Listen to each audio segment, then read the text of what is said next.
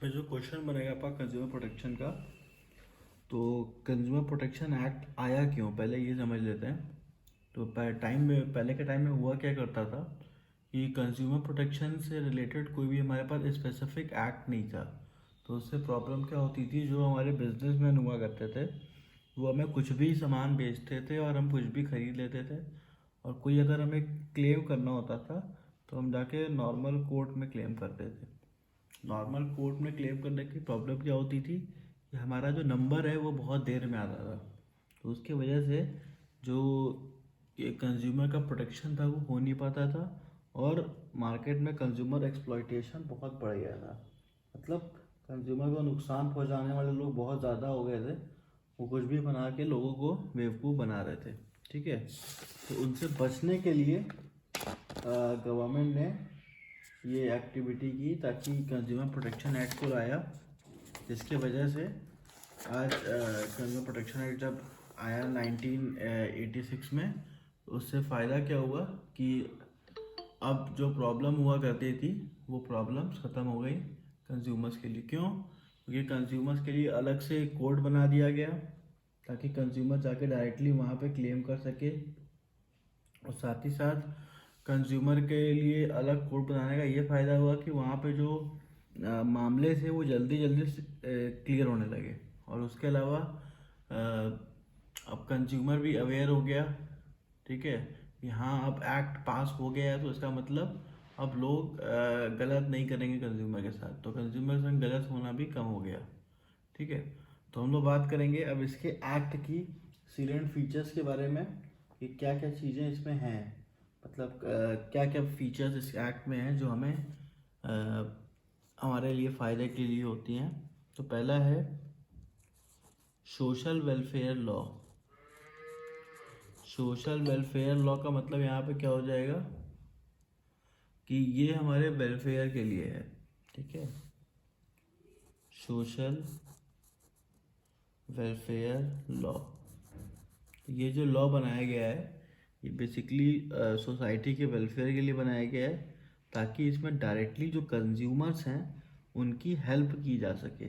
ठीक है, तो यहाँ पे डायरेक्ट जो है वो हम कंज्यूमर की हेल्प करते हैं, direct help of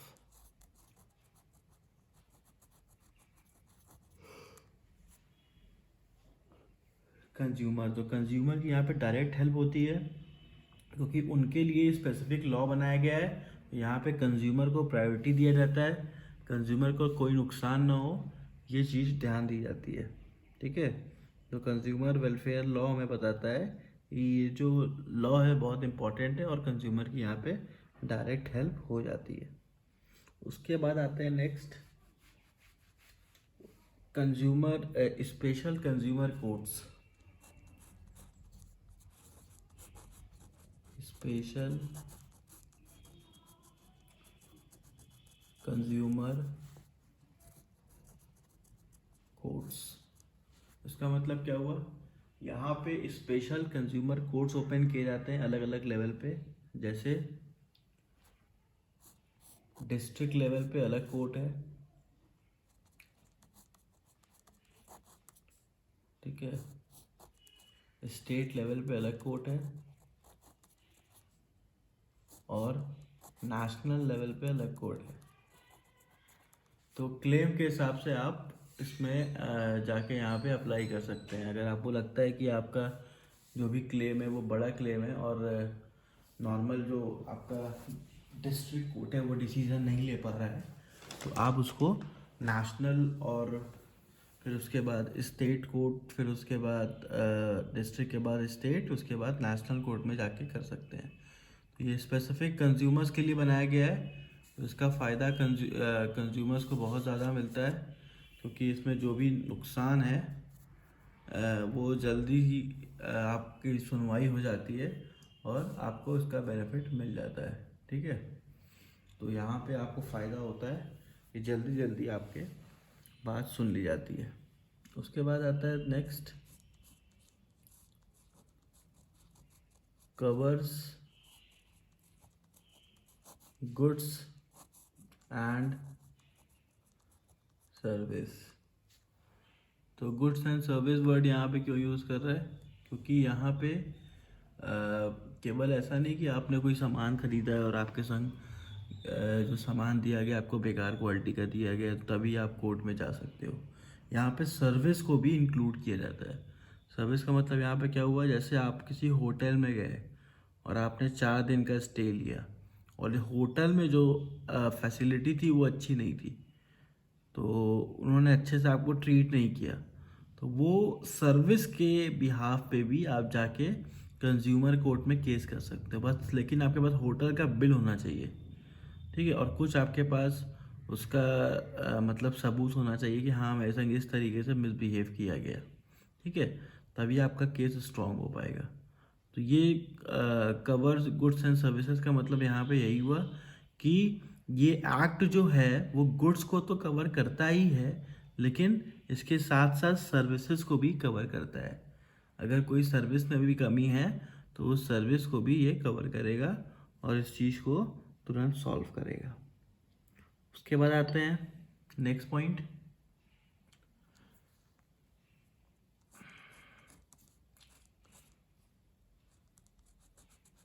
time frame. Time frame का क्या मतलब होता है यहाँ पे?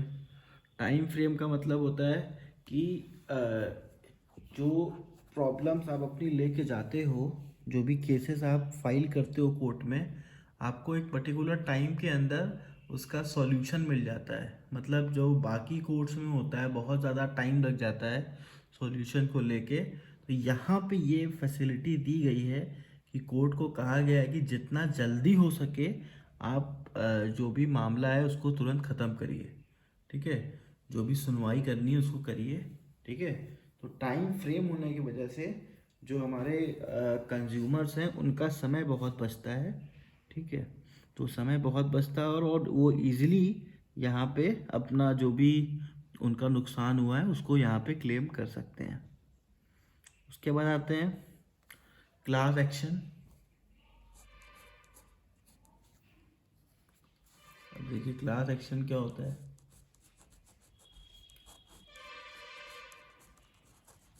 क्लास एक्शन का मतलब होता है the act allows to file the class action complain on the behalf of the group of the consumer having common interest. मान लीजिए कोई एक ऐसी कंपनी है जो कि बहुत बेकार क्वालिटी के गुड्स बना रही है और लोगों को बेवकूफ़ बना रही है मार्केट में, ठीक है। तो अब यहाँ क्लास एक्शन ये कहता है कि आप ज़रूरी नहीं है कि हर एक कंज्यूमर जा जाके एक एक ठो केस करे, कोई पुराने कंज्यूमर साथ में मिलके एक ग्रुप बना के भी केस कर सकते हैं। तो यही क्लास एक्शन में बताया गया है कि आपका जो भी कंप्लेन है अगर वो एक जैसा है, एक कंपनी के अगेंस्ट में है, अगर सिमिलर है, तो उस कंडीशन पे आप एक साथ क्लेम कर सकते हैं। जो भी आपको रिलीफ मिलना होगा, जो भी आपको कंपनसेशन मिलना होगा, वो सबको मिल जाएगा, ठीक है। मान लीजिए कंज्यूमर कोर्ट ने ऑर्डर दिया कि ठीक है जितने भी लोग हैं उनका नुकसान बहुत हुआ है, सबको 1-1 लाख रुपए आपको देना पड़ेगा। तो आप चाहे उसके पार्ट रहो चाहे मत पार्ट रहो, कंज्यूमर रहोगे तो आपको मिल ही जाएगा उसके, ठीक है। बस आपको कंज्यूमर होना वहाँ इंपॉर्टेंट होता है। तो इसीलिए क्लास एक्शन की तरह वर्क करता है। यहाँ पे आप पूरे ग्रुप में जाके एक कंप्लेन फाइल कर सकते हैं और उस पर एक्शन लिया जाएगा, जो भी बेनिफिट है वो आप तक पहुँच जाएगा। तो ये हो गए हमारे टोटल 5 पॉइंट।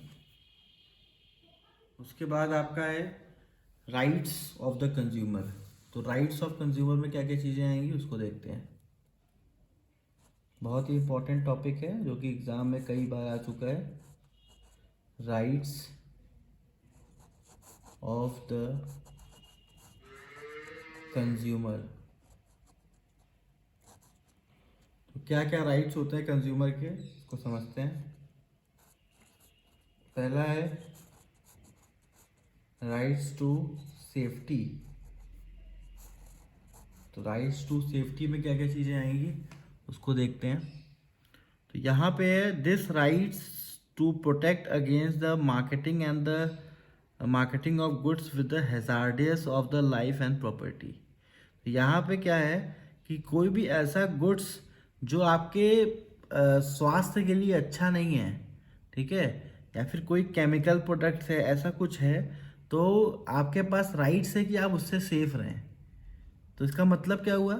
मतलब ये हुआ कि कंज्यूमर को जब आप ऐसा कोई सामान बेच रहे हो, भाई कंज्यूमर है वो तो खरीदेगा ही, आप उसको बेच रहे हो तो वो आप राइट्स पहले से बता दो। जैसे स्टैचुरी वार्निंग आता है सिगरेट के, आप बॉक्स में देखोगे तो उसमें लिखा रहता है smoking is injurious for the health, और उसमें कैंसर का एक फ़ोटो बना होता है, ठीक है।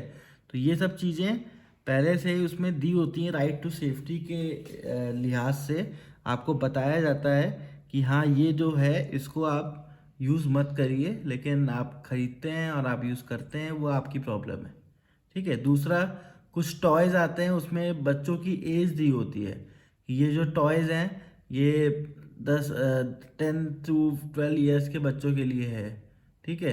तो ये सब क्या है, ये सब आपको बताया जा रहा है कि ये छोटे बच्चों के लिए नहीं है, वो खा लिए तो। जैसे क्ले वाले टॉयज़ आते हैं, अब क्ले वाला टॉयज़ उसमें एज रेस्ट्रिक्शन लिखा होता है कि इस एज के लोग इसको यूज़ करें, ठीक है। 12 साल के नीचे के लोग यूज़ ना करें, क्योंकि क्ले है, कोई बच्चा खा लिया बीमार पड़ गया। तो ये सब चीज़ें राइट टू सेफ्टी में आती हैं।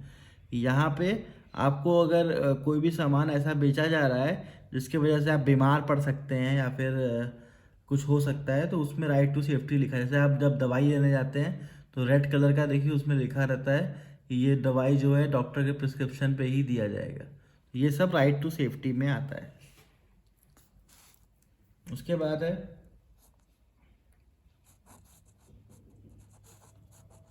Right to be informed. अब राइट टू बी इन्फॉर्म्ड का मतलब क्या हो गया, आप समझते हैं कि अब जो भी आपकी क्वालिटी है, जो भी आपका स्टैंडर्ड है, ठीक है, उसके स्पेसिफिकेशन, उसके इंग्रेडिएंट्स, उसके जो जी चीज़ में आपने मिलाया है, वो सब आपको लिखने आपकी जिम्मेदारी होती है। आप देखते हो कि जितना ही प्रोडक्ट खरीदते हो सब में उसमें लिखा रहता है कि इसमें कौन कौन सा केमिकल मिला है, क्या क्या चीज़ मिला के इसको बनाया गया है। तो ये सब ऐसे ही ये लोग अपने मन से नहीं लिखते हैं, इनको कहा गया है कि राइट टू बी इन्फॉर्म्ड के अंतर्गत आपको ये लिखना पड़ेगा कि ये प्रोडक्ट कैसे बना है। खाने पीने का सामान है तो क्या क्या आपने इसमें मिलाया है वो आप लिखिए। कितना मिलाया है वो दिक्कत नहीं है, वो तो आप गलत मिलाओगे नहीं, लेकिन कितना क्या क्या मिला है वो आपको लिखना होता है। तो जो भी खाने पीने का सामान होता है, अब अगर आप देखोगे पीछे उस पलट के तो उसमें लिखा होता है, ठीक है।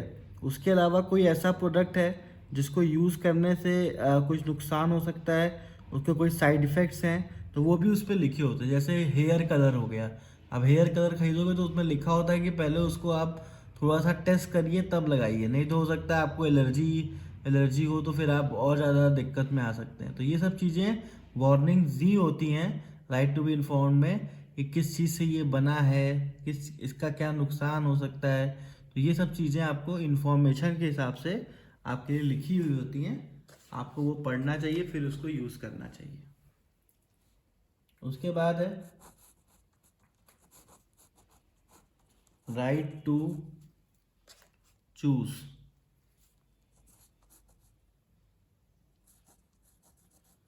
राइट टू चूज का मतलब क्या होता है?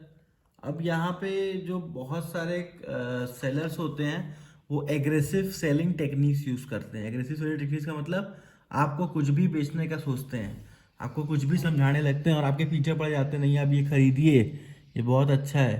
तो ये सब काम करने के लिए एकदम मना किया गया है राइट्स टू कंज्यूमर के, राइट्स ऑफ द कंज्यूमर के हिसाब से।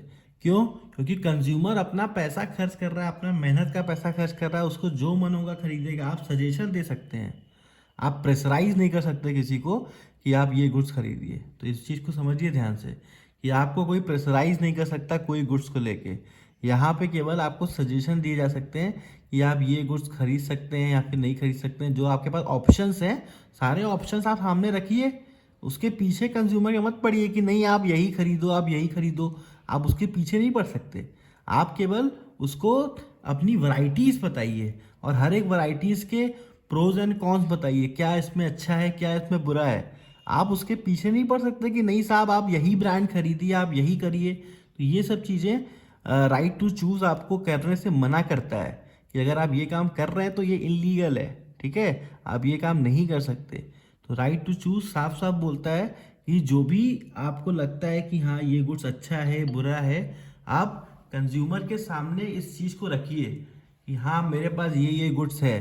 तो कंज्यूमर डिसाइड करेगा कि उसे कौन सा गुड्स पसंद है और कौन सा गुड्स नहीं पसंद है, और उस हिसाब से वो गुड्स को खरीदेगा नहीं खरीदेगा, वो उसकी चॉइस होनी चाहिए। उसके बाद राइट टू चूज के बाद है right to be heard. Right to be heard. अब राइट टू बी हर्ड देखिए क्या होता है। राइट टू बी हर्ड का मतलब होता है कि कंज्यूमर के पास ये पावर दी गई है कि आप उसकी बात सुने। मतलब जैसे अब मान लीजिए आप कोई प्रोडक्ट खरीद के आए, ठीक है, जैसे मान लीजिए आपने कोई एसी खरीदा, ठीक है, अब आप एसी खरीद के घर पे आए, अब आपको लगा कि जो एसी है इसकी कूलिंग अच्छी नहीं हो रही है, ठीक है, तो आपके पास राइट है कि आप जाके उसके कंपनी में कंप्लेन कर सकते हैं, ठीक है। आपको डरने की ज़रूरत नहीं है, आप कंप्लेन करिए, उससे कस्टमर केयर को बुलाइए। पहला काम तो यही होता है, ये नहीं कि डायरेक्ट जाके केस ही कर दें, ठीक है। तो यहाँ पे राइट टू बी हर्ड का मतलब यहाँ पे ये है कि पहले आप कोशिश करिए कि आपकी बात सुनी जाए जो सामने वाली कंपनी है उसके द्वारा, ठीक है।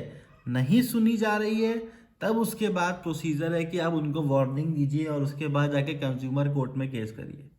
पहले ही आप चले जाएंगे कंज्यूमर, आपने इधर गुड्स खरीदा, आप पहुंच गए कंज्यूमर कोर्ट, अरे ये खराब है खराब है, तो ऐसे आपका केस नहीं लिया जाएगा।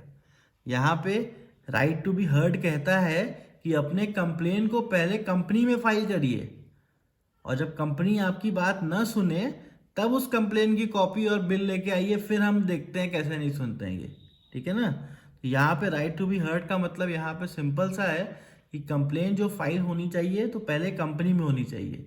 जो भी आपका डिससेटिस्फैक्शन है गुड्स को लेके, पहले उसके लिए आप वहाँ पे बोलिए, और वहाँ पे अगर सुनवाई नहीं हो रही है, आपके हिसाब से काम नहीं हो रहा है, तब उसके बाद आप उसका फोटोकॉपी और सारा कुछ लेके कोर्ट में जा सकते हैं कि हाँ देखिए हमने मेल किया था और वहाँ कंपनी ने रिस्पॉन्स नहीं किया, हमने 3 बार 4 बार मेल किया, कंपनी ने रिस्पॉन्स नहीं किया। तो ये सब चीज़ें फिर आप जाके उसको वहाँ पे दिखा सकते हैं।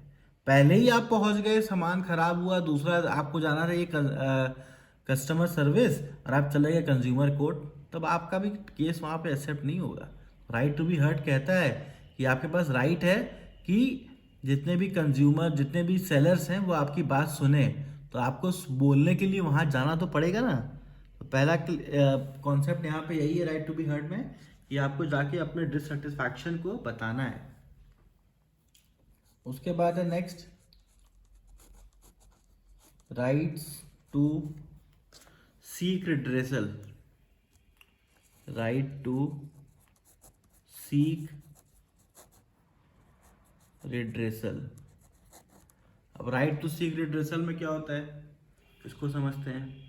तो यहाँ पे अब आपने बहुत कोशिश की, कंपनी ने आपकी बात नहीं मानी, ठीक है, तो आपके पास पावर है कि अब आप जाके कंज्यूमर कोर्ट में क्लेम कर दीजिए। आपने क्लेम कर दिया, अब ज़रूरी नहीं कि आप जो क्लेम कर रहे हो वो केवल उतना ही अमाउंट है जितने का गुड्स है, आप उससे ज़्यादा भी क्लेम कर सकते हो।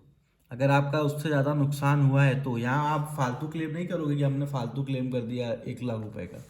अगर सचमुच आपका कोई नुकसान हुआ है तो आप उस चीज़ का कंपनसेशन आप वहाँ से ले सकते हो, ठीक है। जैसे एग्जांपल, आपने कोई कोल्ड ड्रिंक पिया, ठीक है, कोल्ड ड्रिंक की वजह से अगर आपकी तबीयत खराब हो जाती है और ये प्रूव होता है कि हाँ उस कोल्ड ड्रिंक की वजह से ही आप बीमार पड़े हैं, ठीक है ना, कोल्ड ड्रिंक में कुछ ऐसे केमिकल्स थे जिसकी वजह से आप बीमार पड़े। अब कोल्ड ड्रिंक का प्राइस 20 रुपये है, तो 20 रुपये थोड़ी ना कंज्यूमर कोर्ट में क्लेम करेंगे।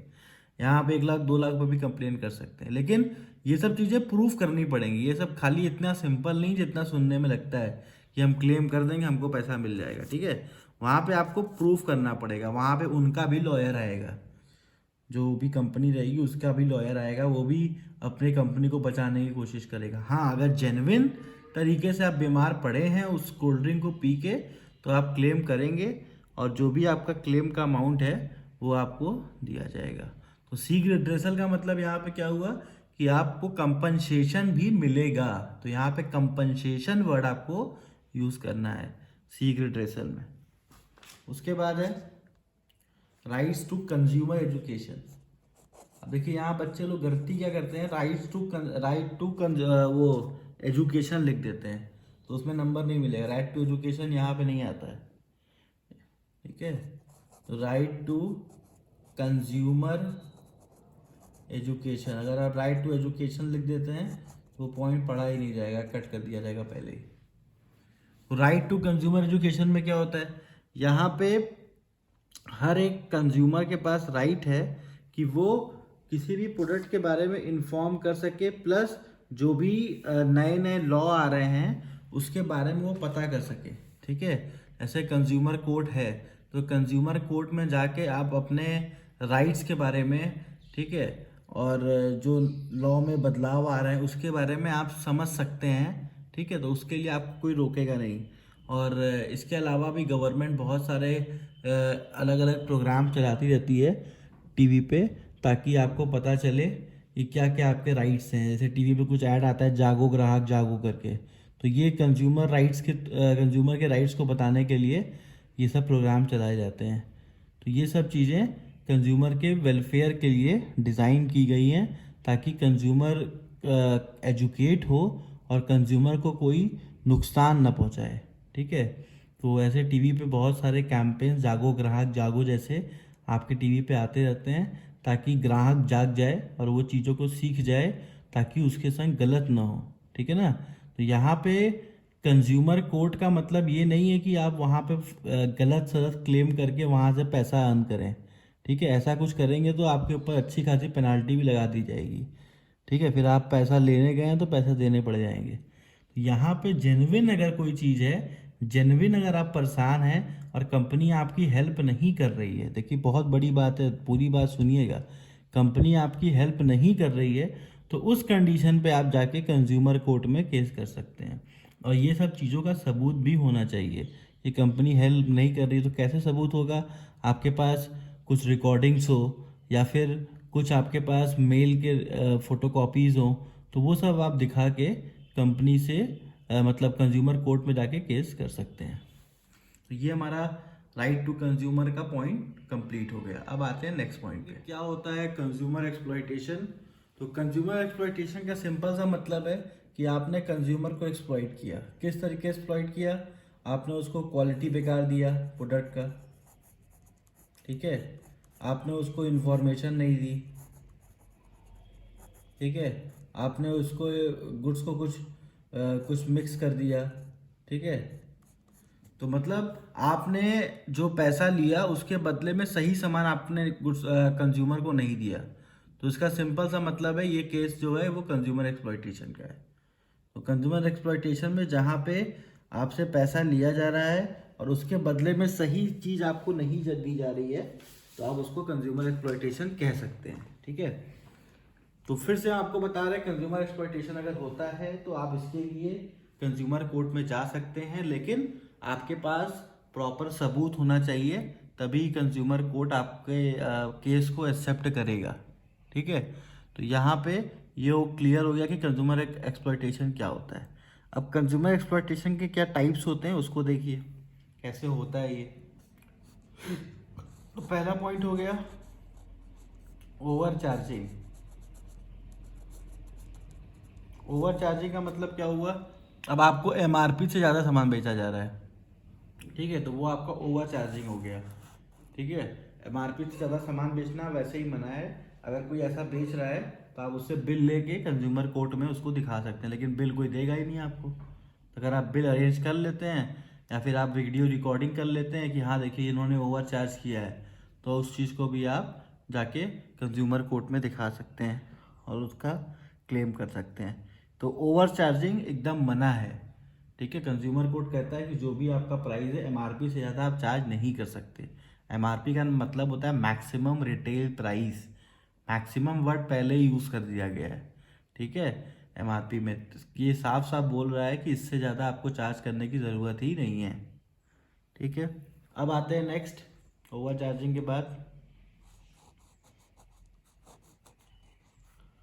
अंडर वेट,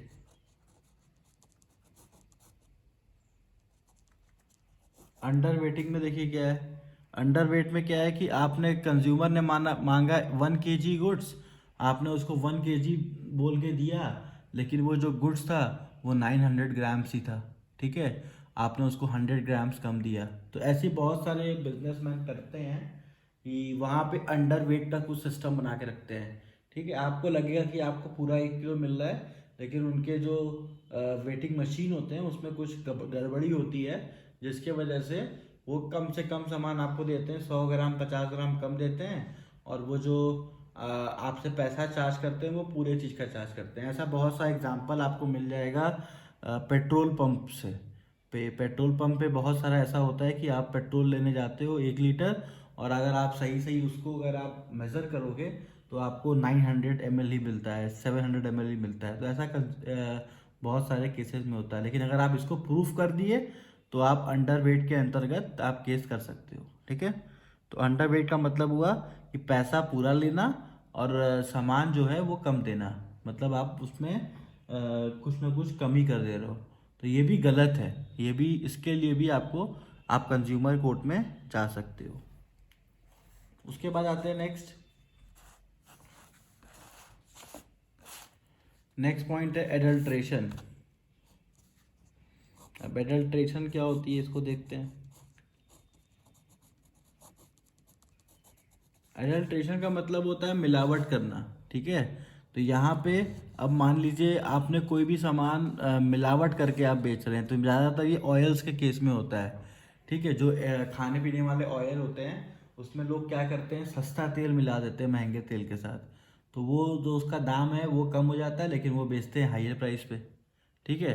तो ये होता है एडल्ट्रेशन। तो एडल्ट्रेशन अगर आपको लगता है कि एडल्ट्रेशन है तो आप उसका सैम्पलिंग करा सकते हो कहीं पे सैम्पलिंग एजेंसी से, और फिर उसको आप केस कर सकते हो।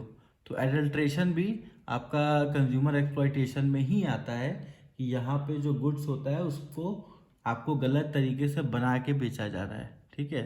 तो उसके लिए भी आप कंज्यूमर कोर्ट में केस कर सकते हो। उसके बाद है नेक्स्ट,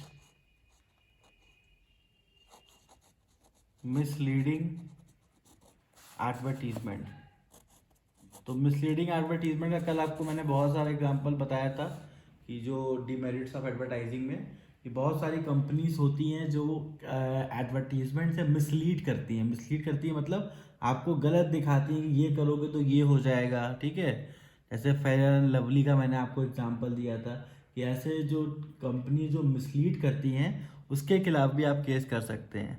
मोटा होने का, पतला होने का, दुनिया भर का अलग अलग कंपनी का गारंटी आता है कि ऐसे करोगे तो ये हो जाएगा, ये करोगे तो वो हो जाएगा, मतलब जहाँ जहाँ वो झूठ बोल रही हैं वो मिसलीड कर रही हैं कंज्यूमर्स को। तो मिसलीड के लिए भी आप कंज्यूमर कोर्ट में जा सकते हो और केस कर सकते हो कि ये एडवर्टीजमेंट जो है ये हम लोग को मिसलीड कर रहा है। ये सब आपका कंज्यूमर एक्सप्लॉयटेशन के कैटेगरी में आता है। उसके बाद है adverse effect, adverse impact. Adverse impact का मतलब क्या हुआ, अब कोई भी गुड्स आपने खरीदा, अब उसका जो गलत प्रभाव था, देखिए हर एक गुड्स का सब पॉजिटिव प्रभाव नहीं होता है, तभी गुड्स के पीछे लिखा आता है कैसे इसको यूज़ करना है। आपने वो पढ़ा नहीं, और आपने पढ़ा नहीं तो यहाँ तो छोड़ देते हैं, आपने उस गुड्स में लिखा ही नहीं था उसको कैसे यूज़ करना है, और आपने उसको गलत तरीके से यूज़ कर लिया, जिसके वजह से आप बीमार पड़ गए, ठीक है। तो उससे क्या होगा, अब उस कंडीशन पे आप कंज्यूमर कोर्ट कर सकते हो, क्योंकि आपको बताया नहीं गया है कि इसका क्या प्रभाव पड़ेगा, ठीक है।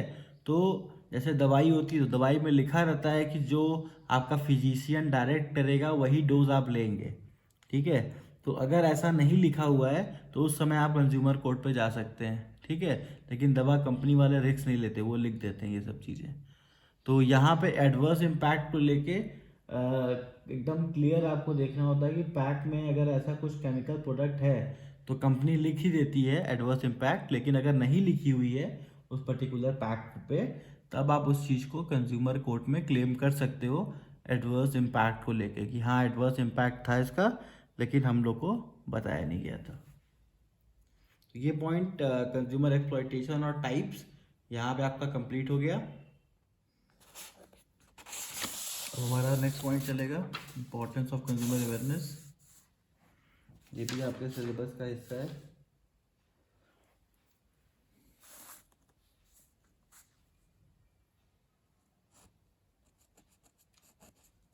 इम्पोर्टेंस ऑफ कंज्यूमर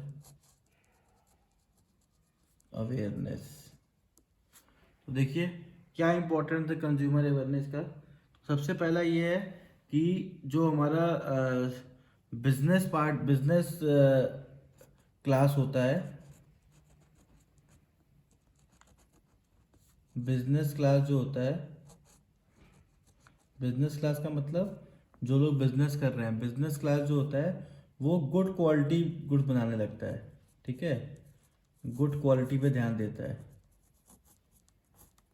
इसका मतलब क्या हुआ कि अगर कंज्यूमर अवेयरनेस मार्केट में बढ़ेगा तो जो बिजनेस क्लास है वो ध्यान देगा कि भाई हम सामान खराब क्यों बनाएं, कंज्यूमर कोर्ट में जाने की क्यों बारी आए, क्योंकि उससे नाम भी खराब होता है बिजनेस का, और साथ ही साथ उसको कंप्लेन का जो भी क्लेम होता है वो देना पड़ता है। तो क्लेम भी दें, नाम भी खराब करें, तो इससे अच्छा हम ऐसा कुछ करें कि हमको जाना ही ना पड़े। ठीक है, तो कंज्यूमर अवेयरनेस बढ़ने से एक थोड़ा सा डर जो है वो बिजनेसमैन में आ जाता है। वो समझता है कि हाँ अगर हम कुछ गलत करेंगे तो कहीं ना कहीं हमारा नुकसान हो जाएगा। ठीक है, उसके बाद नेक्स्ट पॉइंट है मोरल रिस्पॉन्सिबिलिटी। तो मोरल रिस्पॉन्सिबिलिटी क्या है? ये सारी बिजनेस जो भी मार्केट में चल रही हैं वो सबकी मोरल रिस्पॉन्सिबिलिटी है कि वो ऐसा कोई सामान बेचे ही ना कि कंज्यूमर का नुकसान हो।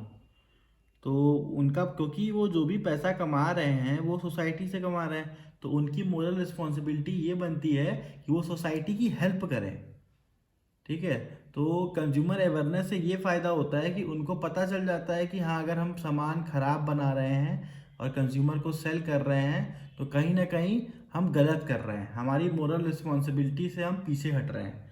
तो कंपनीज क्या करती हैं, अपनी मोरल रिस्पॉन्सिबिलिटीज निभाने लगती हैं, जिसके वजह से अच्छे क्वालिटी के गुड्स अच्छे प्राइस पे देने लगती हैं, प्लस आपको अच्छा कंज्यूमर सर्विस भी देने लगती हैं, ताकि आप कहीं केस वेस करने ना जाएं।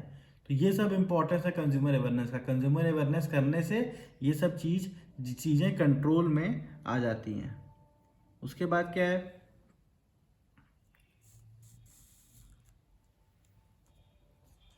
Satisfaction to consumer. तो सेटिस्फैक्शन टू कंज्यूमर कैसे हो गया? तो यहाँ पे जब कंज्यूमर अवेयर होगा तो कंज्यूमर सेटिस्फाई भी होगा, क्योंकि उसको पता है कि हाँ इतना पैसा हम दे रहे हैं तो उसके बदले में इतना गुड्स हमको मिल रहा है। ठीक है, तो ये सब चीज़ें कंज्यूमर को क्लियर रहेंगी तो कंज्यूमर का सेटिस्फैक्शन लेवल